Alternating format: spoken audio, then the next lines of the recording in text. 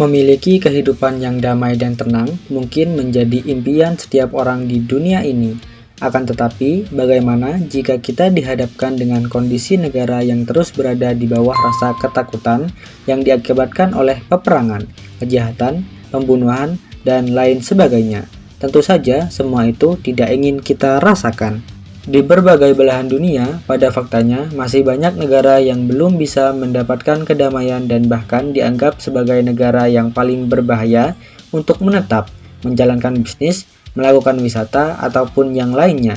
Dan berikut ini adalah 5 negara paling berbahaya versi channel Info Dunia.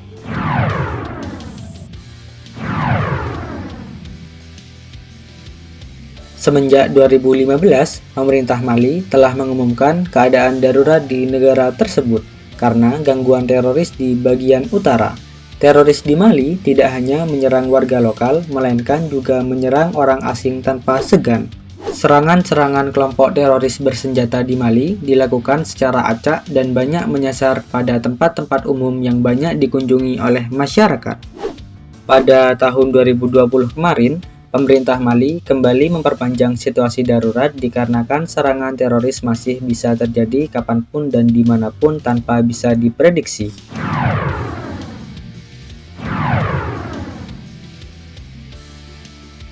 Negara yang berbatasan langsung dengan wilayah timur Indonesia ini merupakan salah satu negara yang cukup berbahaya di dunia. Keberadaan mafia, perampok, begal, dan gangster sangat merajalela di negara ini. Kelompok perampok di Papua Nugini dapat dikatakan sangat liar dan tidak pandang bulu memilih korban untuk diserang. Bahkan pada tahun 2016 silam, terdapat sebuah kasus di mana warga negara Indonesia menjadi korban penembakan oleh perampok ketika sedang bekerja.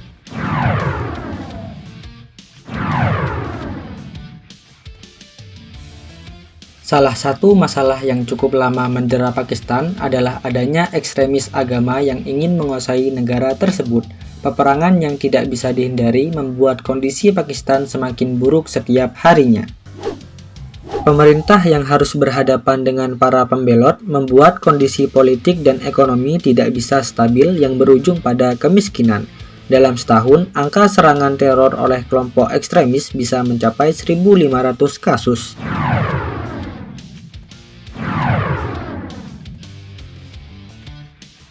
Perang saudara di Somalia mulai terjadi semenjak 1991, ketika kelompok oposisi berhasil menggulingkan kekuasaan pemerintah. Semenjak itu, persaingan menguasai negara oleh beberapa kelompok bersenjata terus terjadi hingga kini.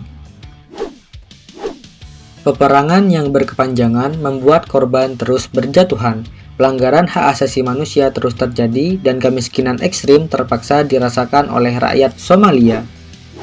PBB yang ingin mengakhiri permasalahan di Somalia akhirnya mencoba turun tangan dengan melakukan intervensi. Namun, apa yang terjadi justru membuat negara ini semakin terpuruk dan belum bisa berbenah diri hingga kini.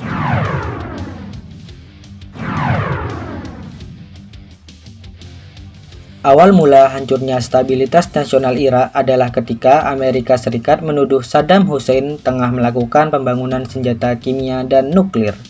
Secara cepat, Amerika Serikat mulai menginvasi Irak pada tahun 2003. Pada akhirnya, tuduhan yang dilayangkan kepada Saddam Hussein tidaklah terbukti. Setelah permasalahan yang ditimbulkan oleh Amerika Serikat tersebut, saat ini negara Irak harus berhadapan dengan kelompok ISIS yang berusaha menguasai negara tersebut.